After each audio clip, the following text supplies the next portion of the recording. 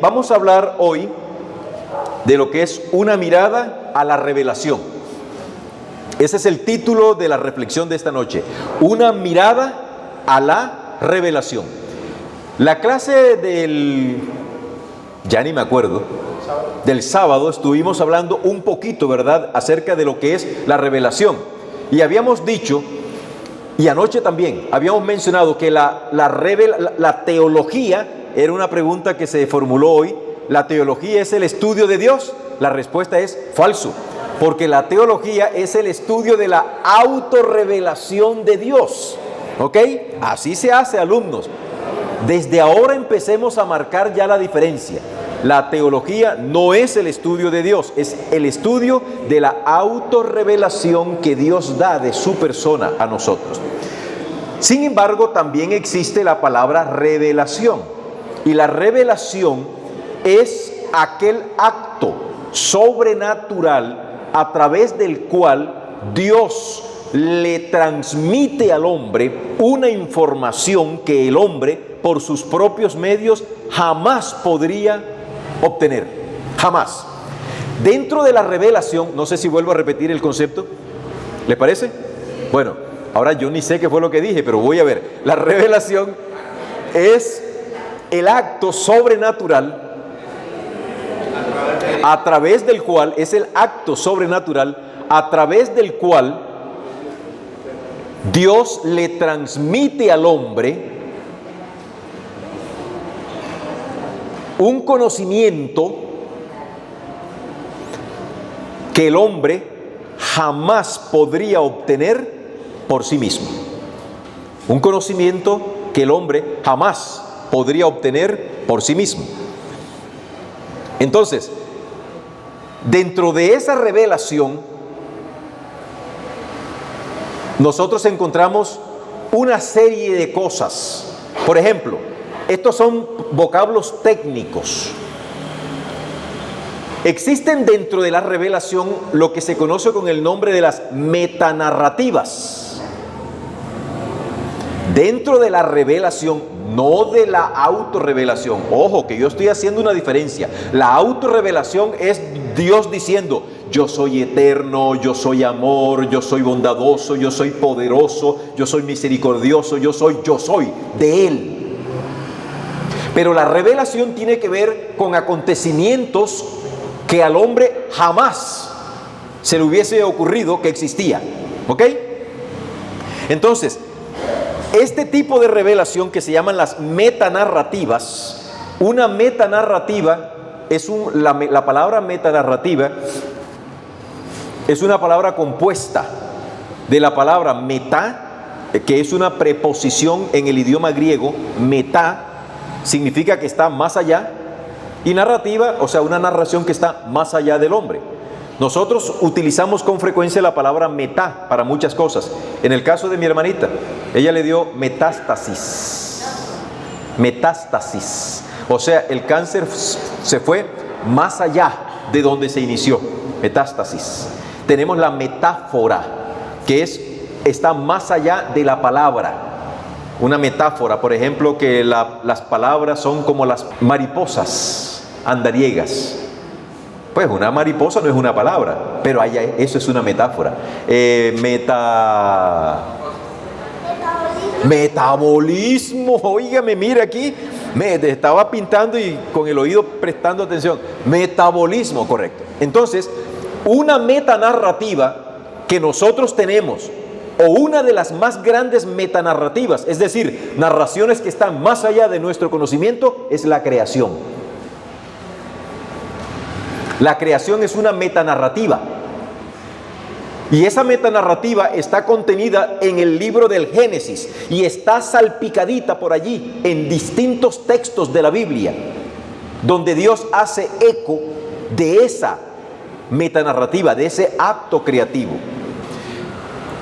Otra metanarrativa de nosotros y más cercana es el día de nuestro nacimiento. Incluso el que nuestros padres sean nuestros padres. Yo a veces bromeo, porque si hay algo que también quiero que sepan, es que la familia Márquez siempre se ha caracterizado por un buen sentido del humor. frente al lecho de mi hermana Denny, que ya estaba bastante malita, bromeábamos con ella. Porque es que, sí, la muerte duele, porque es la desaparición momentánea de ella, pero está asegurada. Entonces nosotros le decíamos, oye, te nos adelantaste y lo peor del asunto es que nos dejaste la vara bien alta. O sea, tenemos que saltar una vara bien alta porque ella entregó su vida al Señor feliz y contenta, decía, ya yo estoy preparada cuando Dios me quiera llamar. Entonces, frente a esa realidad, ¿cómo es que nosotros vamos a andar con los agrimones aquí? No, para ella se cumple lo que Jesús dijo, la muerte es un sueño. Y esa es una de las verdades más grandes. Algún día va a llegar acá un artículo que estoy escribiendo que se titula "Y murió". Así se va a titular el artículo, "Y murió", que consiste en que no existe científico, por muy laureado que haya sido, no existe premio Nobel de la química, de la física, de la medicina, de ninguna, no existe premio Nobel alguno que no se haya muerto o que no esté vísperas a morirse o que se vaya a morir. ¿Por qué? Porque esa antigua sentencia que le dio Dios a la raza humana en la persona de nuestro padre Adán, mas el día que de él comieres, ciertamente morirás. Y de esta sentencia no se ha escapado ninguno de los que ha muerto, ni se escapará ninguno de los que está vivo. Se escaparon dos: el hermano Enoc y el profeta Elías. Esos dos.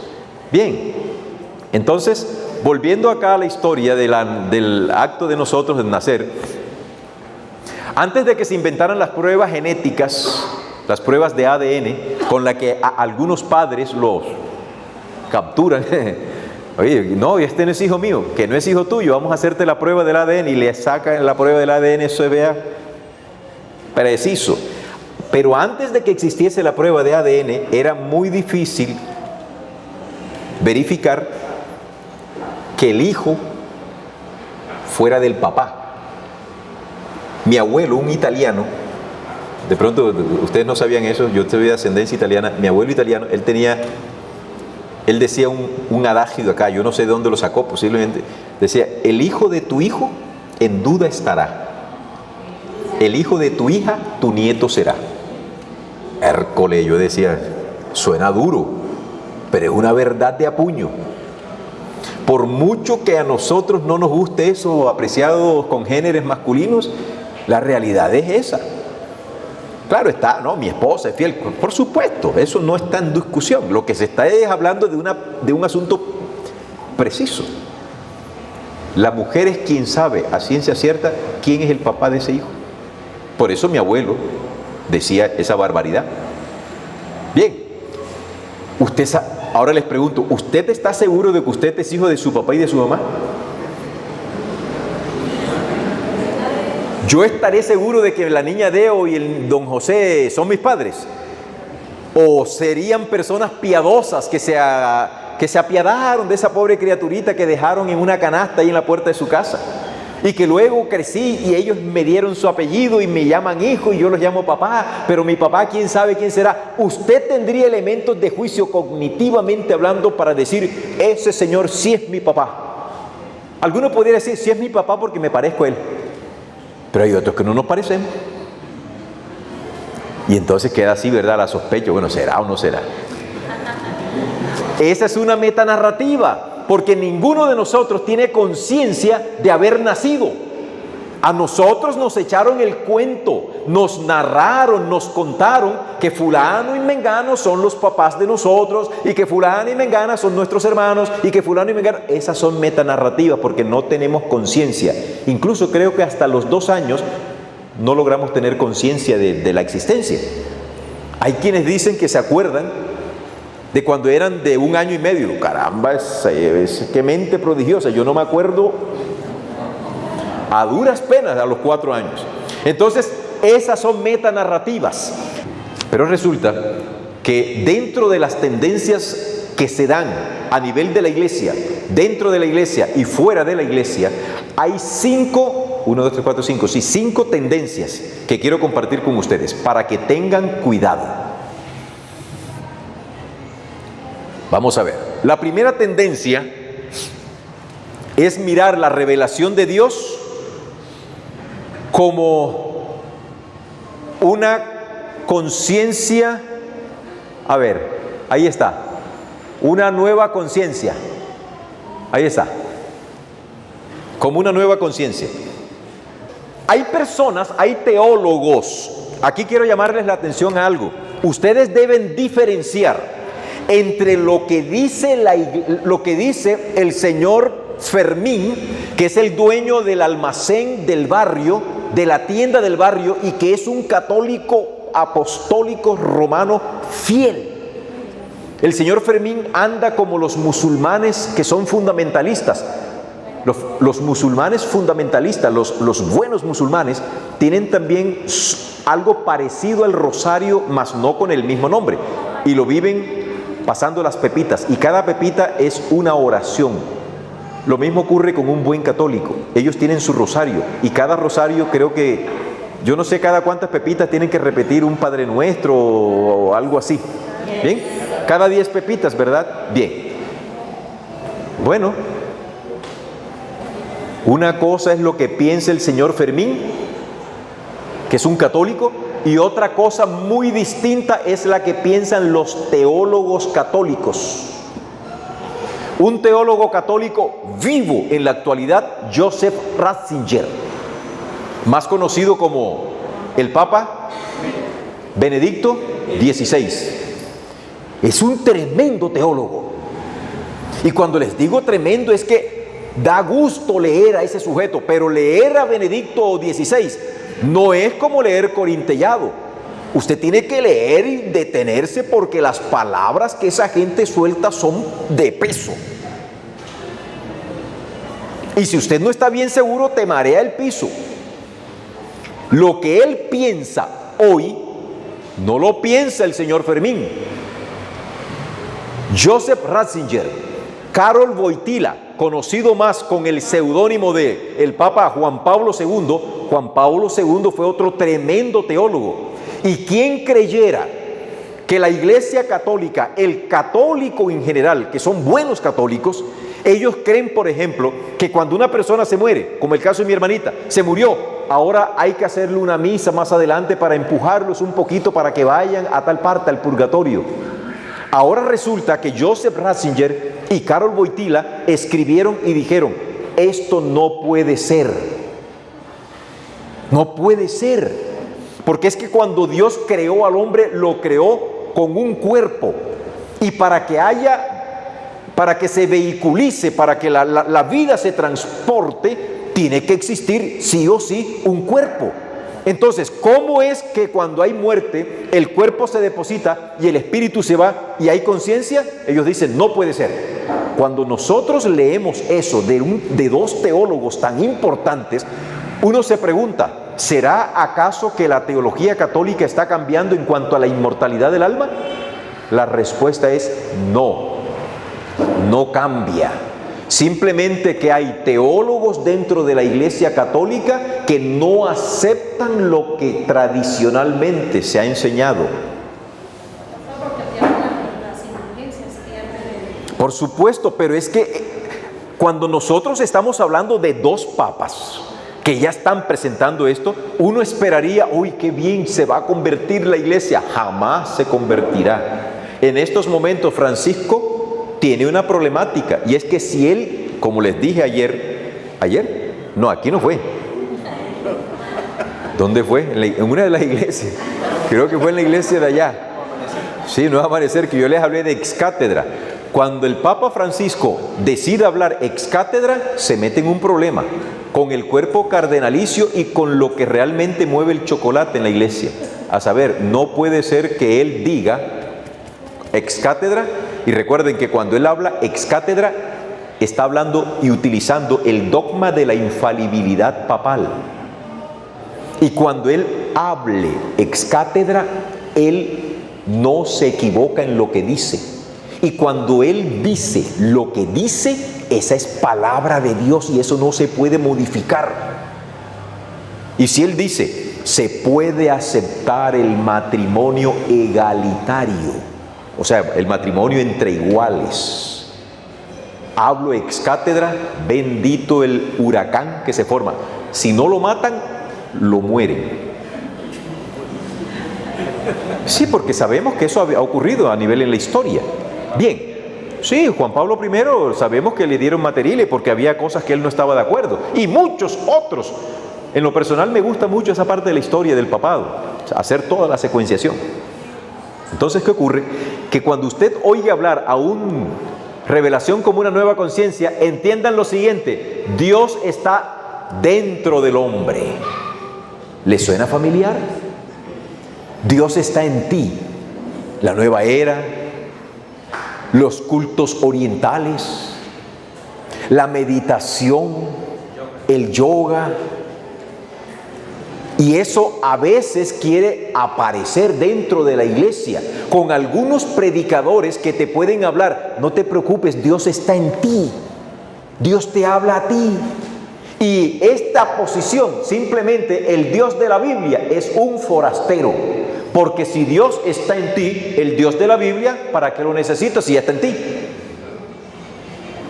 Y en ese orden de ideas, las palabras de la Biblia ya no son importantes porque Dios habita en mí. Por eso, como teólogo sistemático, que Dios me ha permitido ser, yo me he tratado de convertir en una especie no de paladín de la justicia como Superman y los héroes estos, sino como un defensor de la ortodoxia y de la sana creencia en la iglesia adventista. Porque hay muchísimas voces extrañas, queridos, dentro de la iglesia. Hace poquito me acabo de enterar de algo y a ese sujeto lo borré inmediatamente. Él estaba dentro de mi grupo, el hijo del pastor Bullón. Rubén, triste y melancólico porque despiden a una pastora y no sé qué cosa, y una cantidad de cosas más. Yo he tenido la oportunidad de estar ya viviendo en Estados Unidos. No les voy a contar mucho de la vida mía. Yo estoy aquí porque Dios quiere que esté aquí en Colombia en estos momentos. Porque mi propósito ya es quedarme allá en Estados Unidos, por razones laborales, dentro de la iglesia. Ya uno conoce lo que está sucediendo. Y ojo, no es la iglesia adventista del séptimo día. No somos nosotros. Son algunas conferencias, son algunos líderes, son algunos pastores. Pero acá llegan estos mal llamados reformistas y toman esa información y dicen: la iglesia adventista apostató todita. No es verdad eso. Eso no es verdad. La iglesia adventista a nivel mundial, nosotros tenemos un presidente que se ha dedicado a consagrarse a Dios. Si hay un presidente en los últimos años que yo puedo decir, me quito el sombrero delante de él, es el pastor Ted Wilson.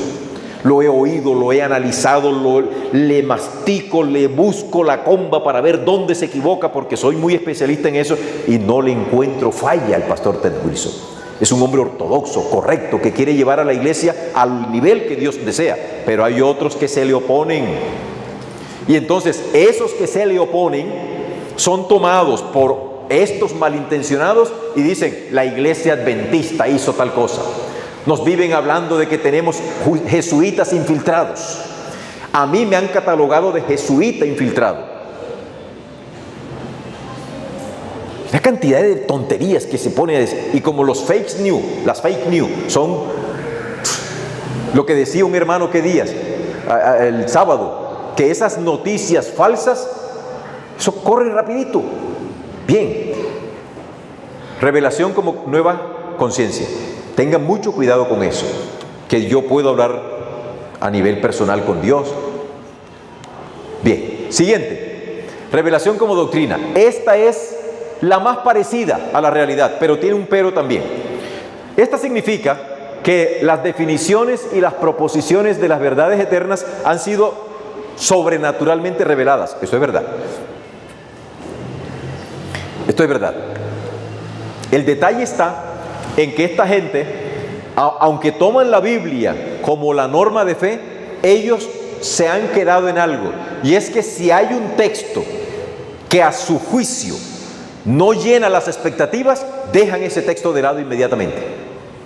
Por ejemplo, Ustedes se van a encontrar con un fenómeno en la red social, un fenómeno no porque esté masivamente avanzando, sino se van a encontrar con información. Hay un pastor de nosotros, pastor no, él nunca fue pastor, pero está hablando y estuvo hablando a nombre de la iglesia, Natanael Baloyes. Hay otro sujeto que se llama Oscar Sande, y le pongo nombre porque hay que decírselos, Oscar Sande. Ellos son universalistas. Hay otro sujeto de Chile, vean lo que es la vida. Un exalumno mío, no, Everson no lo conoció porque él se heredó después, Edwin, se me fue el apellido, él es pastor en Chile y me escribe respecto a este Bastián. No me acuerdo si es, no, Edwin Perdón. Me escribe sobre este Bastián, que es otro de los que anda asociado con este Natanael. ¿Qué hablan acerca del universalismo? Toman textos de la Biblia, del Antiguo Testamento, y dicen lo siguiente, préstenle atención. Ellos dicen que Dios no destruirá a nadie, porque ¿qué padre hay que tenga hijos para destruirlos? Y entonces toman pasajes de la Biblia para decir, todas las naciones vendrán y adorarán, todas las naciones. Y se olvidan de algo, la palabra todo no es totalizador en la Biblia. Adicional a esto, cuando se encuentran con declaraciones bíblicas como las que encontramos en el primer libro de Samuel, cuando Dios le da una orden perentoria a Saúl a través de Samuel, ve y elimina a todos los amalecitas, no dejes de ellos a nadie vivo. ¿Saben qué se atreve a decir Natanael, que fue casi alumno mío? Que eso no lo inspiró Dios a Samuel, sino que Samuel habló por su propia voluntad. De esa manera comienzan a espigar los textos, aunque aceptan la revelación como una doctrina, comienzan a mirar aquellos textos que no les conviene y los van sacando. Eso no es ser coherente con el discurso. Por ejemplo, 1 de Juan 5:7, búsquenlo por favor. Porque tres son los que dan testimonio en el cielo, dice la Reina Valera 1960. El Padre, ¿cómo dice la Reina Valera 1960, 1 de Juan 5:7? El Padre, el Verbo y el Espíritu Santo. Wow, dice uno, este versículo sí que es contundente para decirle a los que son unitaristas. Se dan cuenta que la Biblia dice que hay tres que hablan en el cielo, el Padre, el Verbo y el Espíritu Santo. A los trinitarios como nosotros, ese pasaje nos cae como anillo al dedo, como agua al sediento. Pero resulta que nosotros no necesitamos utilizar subterfugios. Un subterfugio es una especie de un argumento falaz, un argumento tramposo. Nosotros no necesitamos. Y adicional a eso resulta que se han encontrado manuscritos mucho más antiguos donde ese versículo no aparece. Y las versiones recientes, usted la va a encontrar, no aparece. No aparece, solamente dice porque tres son los que dan testimonio. El Verbo, el Espíritu y la sangre. Sí, el Espíritu, el agua y la sangre, correcto, así es. Serán llamaderas ahorita, pero primero Dios, primero Dios. ¿Voy a utilizar yo ese pasaje de 1 de Juan 5:7 simplemente porque me conviene? No. Nosotros en la academia tenemos que tener la suficiente entereza para admitir, hay pasajes que han sido decorados y eso no le quita el peso a la Biblia. Yo no necesito 1 de Juan 5:7 para demostrar que la Biblia tiene una cantidad adicionales de textos que evidencian la existencia de tres personas. Pero eso forma parte de la problemática de la revelación como doctrina. Bien. Una pregunta sobre el tema. Mira, recuérdeme su nombre. José Orlando. Ok, hermano José. Acerca de lo que está hablando de las personas que dicen que la persecución viene dentro de la iglesia, no por fuera de la iglesia. Pues en el caso del pastor Esteban Moro, y era la que está sucediendo, ¿sí? Lo que está pasando, lo que pasó con el caso de las pastoras, una controversia, una polémica, pero también usa un texto donde dice que hay hermanos, pastores, líderes, que salen a desplegar el 26 para, dice, salvaguardar a las personas que no tienen definido de pronto su sexo o quieren entrar a la iglesia con ese tipo de situaciones que la iglesia pues, no va a permitir o algunas se van a permitir. No sé qué tal, sí, será cierto. Conozco esto. En el año 2013, por razones de mi especialidad en la teología, fuimos invitados también a la División Interamericana, a las oficinas de la División Interamericana en Miami, en Coral Gables. Ahí se reunió el BRICOM. El BRICOM es el Biblical Research Institute, no sé, Committee Ordination, no sé qué. Dicho en español, el Comité de Investigación Bíblica sobre la Ordenación a la Mujer. La primera tesis que yo escribí fue justamente sobre la teología de la ordenación. Entonces yo tuve mi ponencia allá. ¿Qué logramos detectar? Y eso es algo en lo que me identifico con el pastor Esteban Bor y con muchas otras voces. El problema con el pastor Esteban Bor es que hasta que usted viva en Estados Unidos, comprenderá la razón que lleva a algunas conferencias a decirme a mí, por ejemplo, no predique aquí, por favor, no predique.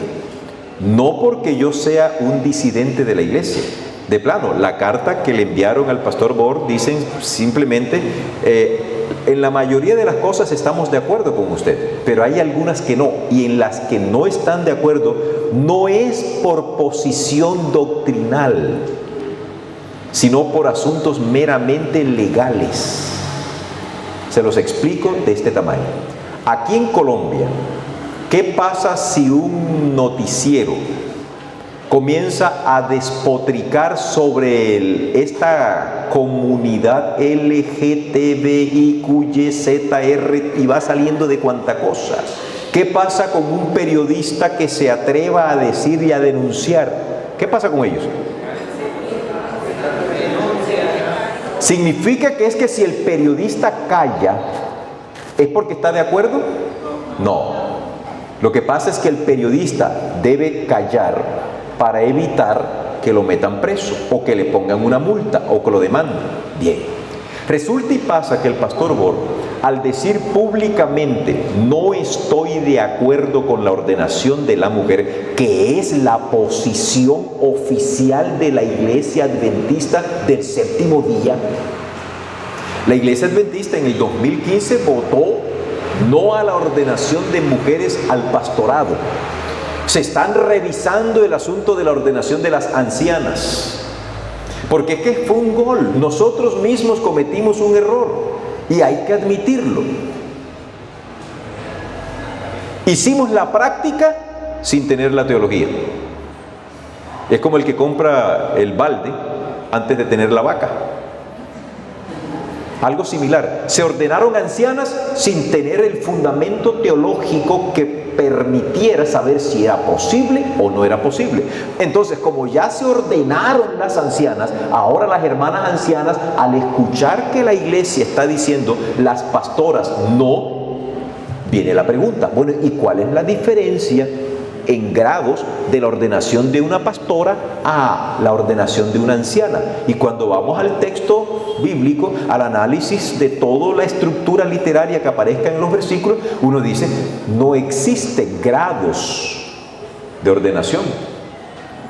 Existen grados de responsabilidad y de influencia. En el caso del pastor, es un anciano de iglesia, pero que funge para muchas iglesias. En el caso del anciano, es un hombre que es ordenado para que funja solo en una iglesia. Esa es la diferencia. Grado de responsabilidad y de radio de acción. ¿Quién determina eso? La iglesia. ¿Y con base en qué? En varios elementos. Por ejemplo, al pastor, a nosotros, se nos exige hoy una preparación cabal, idónea. Y yo doy fe de ello porque ya por más de 20 años que he formado parte. Es que no me gusta hablar de mí porque eso es como echarle uno flores encima y eso no es agradable. Pero toca porque ¿quién más va a hablar de eso? Cuando los estudiantes pasan por allá, ellos pasan por un filtro. Ellos pasan por un filtro. Ahora más que antes. Este servidor fue coadjutor del nuevo programa de teología, la teología profesional, que hoy ya tienen 4 semestres. Esto es otra historia. Estamos formando con la ayuda de Dios una maestría para que los pastores vengan y vayan a estudiar allá. El pastor Everson, todos los pastores son idóneos conceptualmente, doctrinalmente y espiritual y moralmente sobre todas las cosas. Un anciano como mi padre, mi papá fungió como anciano por muchos años, pero yo tengo que admitir que mi papá era un hombre celoso de las cosas de Dios, ultra conservador, ortodoxo a morir, fiel a la iglesia adventista, pero con limitaciones de conocimiento.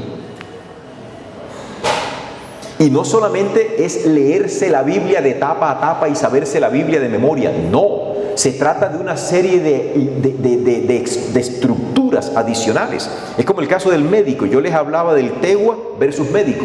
Un tegua puede llegar a conocerse un vademecum, pero el médico sabe exactamente lo que es la fisiología, la histología, porque se lo están suministrando un conocimiento. Ese conocimiento se lo está suministrando una persona que ya lleva años sobre ese tema y es experto en ese tema. ¿Es que un anciano no puede llegar a ser pastor? Sí, pero tiene que prepararse lo suficientemente intelectualmente para que lo logre. Por lo menos ahora en la iglesia. En tiempos pasados había hermanos que nunca estudiaron teología, pero la iglesia consideró que su liderazgo era bueno y sus conocimientos eran básicos y lo ordenaron como pastor. Pero cuando estos pastores de la antigüedad se encuentran ahora con los jóvenes pastores modernos, se nota la diferencia. La diferencia es que aquellos pastores eran más dados a muchas cosas. Estos pastores tienen mucho más conocimiento que él. Y entonces entramos en la discusión, es que aquellos pastores visitaban más, aquellos pastores eran aquellos. Sí, pero es que la iglesia también va avanzando y hay dinámicas que hay que enfrentar. Queridos, administrar la iglesia adventista a nivel mundial no es nada fácil. Nos resulta muy fácil criticar a la Asociación General. Póngase un día usted en los pies de este pastor Ted Wilson y de su comité ejecutivo para que usted sepa lo bueno que es esto. Esto es muy denso, muy complejo. Entonces, esto de la ordenación de la mujer con el pastor Borg, volviendo al tema, allá en Estados Unidos fue donde surgió este cuento. Y Estados Unidos es el país de las demandas. A ti te demandan por lo que sea. Y si el pastor Esteban Borg está hablando en contra de la ordenación, sale cualquiera de estos sujetos y lo demandan. Y como él es adventista, ¿a quién van a demandar? A la iglesia adventista. Entonces, para evitar ese asunto, le dicen: no predique, pastor, mejor. No porque el que esté tomando esa decisión y firme esté de acuerdo con la ordenación de la mujer, sino que en ciertos estados, ay queridos, usted en Estados Unidos cree que es Colombia. Estados Unidos no es Colombia. Cada estado tiene reglas independientes y leyes independientes. Por eso usted encontrará, por ejemplo, el estado de Texas, que es a donde yo voy. El estado de Texas es un país dentro de otro país. Texas se anexó voluntariamente a Estados Unidos. A nosotros nos han vendido la idea que Estados Unidos se lo quitó a México en una batalla. Mentira. Fue Texas quien dijo: no queremos pertenecer a México, porque era antes que llegara a España, ya Texas existía. Llegaron los españoles y quisieron agarrarse a Texas y lo agarraron. Después llegó Maximiliano y se agarró a Texas. Después los otros, siempre ha habido pelea allí. Y el estado de Texas, junto con el estado de California, el estado de la Florida, el estado de Utah y otros estados por el estilo, tienen unas regulaciones estrictas. Y allá no se permite la violación de las libertades. Ustedes no recuerdan que Biden tenía un problema con el asunto del tapaboca. Él podía decir misa, pero el gobernador de cada estado decía, no hay aquí, todo el mundo tiene la libertad de elegir enfermarse o no enfermarse. Eso es libertad. Y como Estados Unidos es el país de la libertad, usted encuentra gente armada por todas partes. Otro día podemos hablar, pero no, yo les invito para que tengan mucho cuidado con el asunto del pastor Esteban Bor. No es que el pastor Esteban Bor sea un apóstata, no. Que tiene algunas posiciones doctrinales que no son completamente de acuerdo con la estructura teológica de la iglesia, pero que cuando se analizan no significa que él está mandando a la gente para que se salga de la iglesia adventista, nada de eso. Bien, no estamos hablando de Esteban Bor. Volvemos al tema. Niños, vamos ahora sí a la otra vez, porque yo dije que iba a predicar cortito y ya son las 8:10. Estamos. Ya la vimos como doctrina, ahora seguimos con la siguiente. Ya pasamos esta, seguimos esta. Revelación como historia. Revelación como historia. Esta posición dentro de la iglesia, no nuestra, porque no todas estas tendencias están dentro de la iglesia, no todas. Esta tendencia está fuera de la iglesia. Y dice que Dios se ha ido revelando de generación en generación. Por eso hoy ellos dicen que el objetivo redentor de Dios actúa en toda la historia. Él se revela a través de la historia. Ellos cuestionan la revelación tal como aparece en la Biblia. Ellos cuestionan eso, porque ellos dicen, hoy Dios puede estar dando revelación a la iglesia a través de estos mecanismos. Lo que tenemos que estar es pendientes de esa revelación. Y si esa revelación que un grupo de teólogos considera que Dios le está dando va en oposición a la revelación de la Biblia, ¿con quién cree usted que se quedan? Con la revelación de ellos. Porque la revelación Dios la va dando a través de la historia. Y además, esto es otro asunto ya que entramos en el terreno de la filosofía griega. La historia de la Biblia es espiralada y profunda. No se den mala vida con estos conceptos, pero tengo que decírselos. En el pensamiento hebreo, la historia es espiralada y profunda, mientras que en el pensamiento griego es lineal e ininterrumpida. En la historia hebrea, la historia se interrumpe, el tiempo se interrumpe cada 7 días por el sábado. En el pensamiento griego, que es el pensamiento que afecta a este mundo occidental, la historia es lineal, ininterrumpida y cíclica. Por eso se dice de que cada cierto tiempo aparece una pandemia, que cada tanto tiempo siempre ha ocurrido este desastre. Esto es así porque ese es el pensamiento que los griegos nos enseñaron a nosotros a través de la Iglesia Católica, las universidades, y esto es lo mismo. Entonces, ellos mencionan que la historia hay que analizarla porque cada tanto Dios va dando revelación. Vamos a la cuarta tendencia. ¿La tienes? Ok. Bueno, esto es para que ustedes se den cuenta cómo opera esto en el mundo de la teología. Y en algún momento, un pastor de nosotros, no la iglesia adventista, puedo ser yo, me enamoro de esta posición y vengo y la predico y empiezo a predicar en la iglesia. Hermanos, por ejemplo, esta pandemia es una revelación de Dios en el tiempo. Nos está diciendo que empezamos a decir cosas y tan convincentes somos que terminamos convenciendo a más de uno.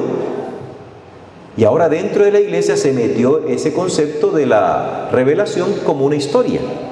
Seguimos. ¿Revelación como qué? Como una experiencia interna. Bien, esta revelación nos dice que lo importante es la conclusión a la que se llegue después de leer la palabra de Dios. Agárrense los pantalones y hermanas, amárrense las faldas. Mi abuela decía, amárrenselas en aguas. ¿Ustedes aquí manejan el término en agua, las mayores? Bien, amárrenselas en aguas. Abran la Biblia en Juan 3:16, por favor. No, Juan 3:16 no. Abran la Biblia en Juan 1:18. Evangelio de Juan capítulo 1, versículo 18. Los que quieran hacer el ejercicio, por supuesto. Evangelio de Juan 1:18. Si lo tiene alguien, me lo dice y me lo lee.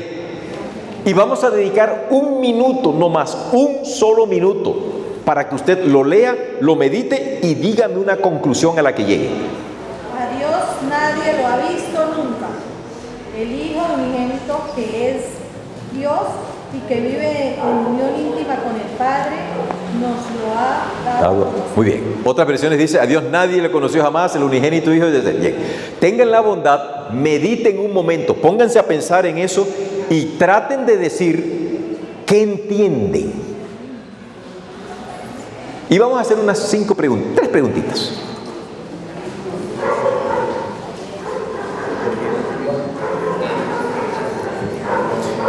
Cuando yo les pregunte a alguno de ustedes, por favor no repita lo que el otro dijo.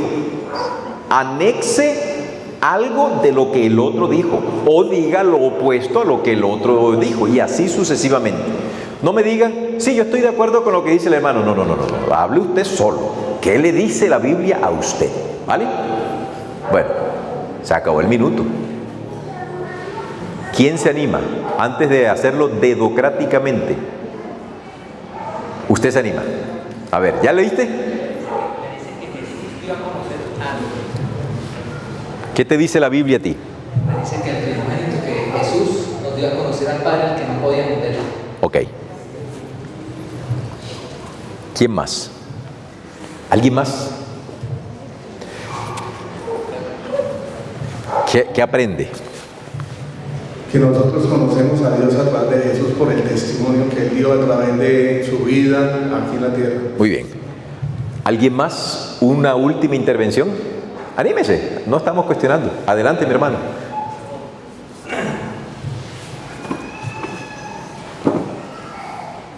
Pues el caso que usted decía, hablando de cerca de Dios, de que hermano dice que papito Dios, y etcétera, pues conocerlo, o sea, Jesús, esas palabras que él dice, no sé, o sea, cómo decirlas para entender cómo puede conocer al Padre.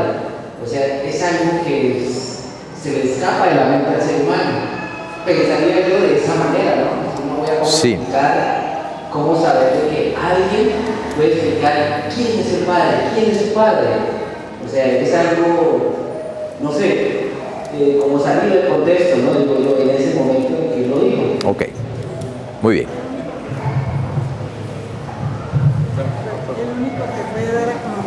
El único que puede dar a conocer al Padre es el Hijo que ha estado viviendo con Él. Muy bien.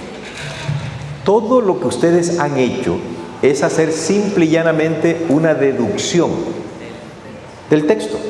Pero resulta que ustedes no hacen lo que esta gente dice. A saber, cuando yo leo este pasaje, medito y me pongo a pensar, ok, o sea que nadie ha visto al Padre sino Jesús.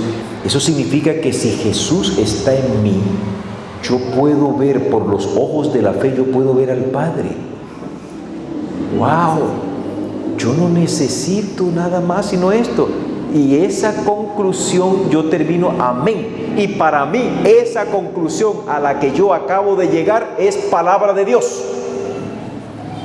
Y eso es supremamente peligroso y altamente subjetivo, porque cada individuo en última instancia es quien tiene el derecho de interpretar la Biblia a su manera. Y él puede decir, no, a mí Dios me habló. Y ahí es donde viene el problema. Dios me habló.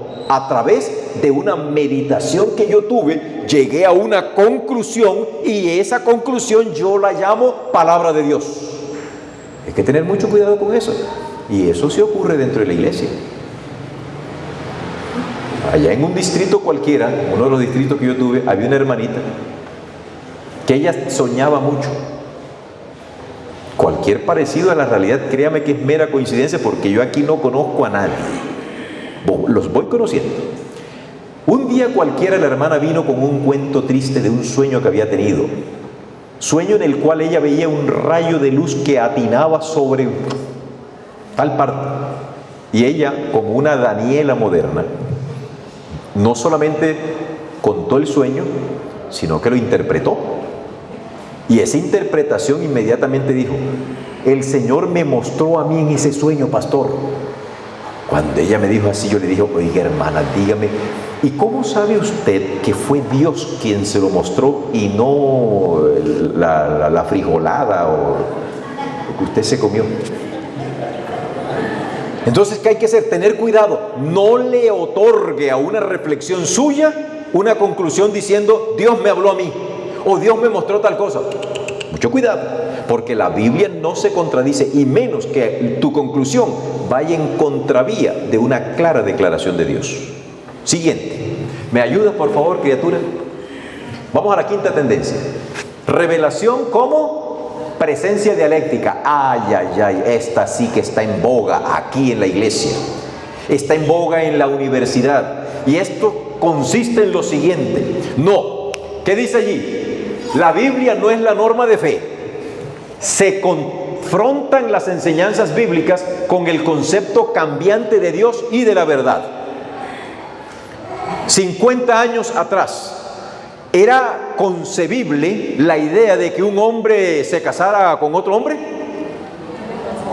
¿Eso era concebible? No. Hoy, por todas partes nos bombardean sobre este proceso. Ya es natural, entre comillas, es normal, porque la verdad actual ya no es la misma que hace 50 años, porque la verdad es dinámica. Y si Dios acepta, porque Dios es amor, Dios es amor, Él ama a todos por igual, Él no está viendo al pecador, Él detesta el pecado, pero el pecador lo ama. Venid a mí todos los que estáis trabajados y cargados, que yo os haré descansar. Pero ese pasaje lo utilizan de una manera perniciosa. Venid a mí tal cual como estáis y continuad en mi presencia tal cual como estáis. Porque ustedes no tienen que cambiar, no. Esas tendencias que ustedes tienen, yo se las respeto, dice Dios. Y le están diciendo a Dios: tú mismo te equivocaste cuando elegiste crear a hombre y varón. Y ahora le están diciendo a Dios: tú estás aceptando a esa creación deforme que tú cometiste. Queridos, es que no se trata solamente de un análisis superficial, hay algo de fondo aquí. Y esto es solamente la punta de un iceberg, y no puedo darles en este espacio de tiempo todas las implicaciones que esto tiene. Pero aquí nos encontramos con esto. Las tendencias actuales en cuanto a revelación se trata, queridos, hay que prestarle mucha atención. Y como el tema original o introductorio fue: abran los ojos, presten atención, porque no todo lo que usted ve es real. Permita Dios que cada uno de ustedes procure tener el conocimiento básico de la Biblia. No cometamos el error de interpretar las Sagradas Escrituras como a mí se me antoje, según mi experiencia con Dios. Hace unos años tuvimos una problemática en la Facultad de Teología derivada de uno de nuestros administradores de la universidad. ¿Cuál fue la problemática? Pastor Everson, ¿tú te acuerdas que tú hiciste práctica ministerial y que tú fuiste a hacer práctica pastoral a esas iglesias de Medellín y otros lugares? Los muchachos iban. Llegó un administrador y dijo: no, eso se acaba. Y como donde manda capitán no manda marinero, se acabó la práctica. Pero el inconformismo de la población estudiantil de teología era manifiesto. Él entonces dice: es que mi experiencia personal me dice que yo, cuando fui estudiante, yo nunca trabajé en sábado y yo no vi clases en sábado. Entonces, como mi experiencia personal fue esta, no puedo permitir que ningún estudiante haga lo mismo. Y eso fue creciendo. Viendo la situación, le entregó, cosa que debió haber hecho de entrada, le entregó a la Facultad de Teología el análisis de esta situación. El decano de la época sabía: listo, ahí está el pastor Márquez, me chutaron el negocio, vamos a hacer el análisis. ¿Será que en sábado un estudiante puede hacer esto y esto? Conclusión, no dijimos ni sí ni no. Simplemente hicimos un rastreo. Tal vez un día de estos, mañana o pasado mañana, si se da el tiempo, les voy a enseñar cómo estudiar la Biblia de una manera sencilla, utilizando lo que llamamos en la teología un trazado semántico, diacrónico, diatópico y diastrático. ¿Le gusta? Suena así como rimbombante, ¿verdad? Diacrónico, diastrático y diatópico. Son palabras técnicas, pero son sencillas. Es cómo comenzar a estudiar un texto bíblico desde Pentateuco, libros históricos, libros poéticos, libros poéticos, libros históricos, libros proféticos, evangelio, epístolas, Usted lo va haciendo ahí. Sencillo. Hicimos ese trazado semántico. Conclusión: ningún ser humano tiene derecho a decirle a otro ser humano qué debe o no debe hacer en el día sábado. La razón, simple: el hombre no es el Señor del sábado. El Señor del sábado se llama Dios, y ya Él determinó en la Biblia qué cosas se deben y no se deben hacer, y están claramente reveladas en su palabra. Por eso yo no puedo decirle a ningún estudiante: tú no puedes hacer esto en sábado.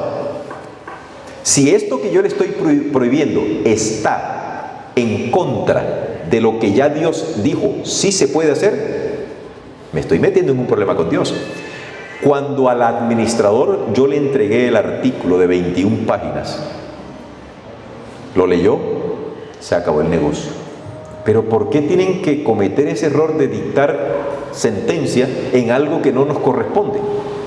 ¿Qué debemos hacer y qué no debemos hacer en sábado? Es algo que le compete solo a Dios.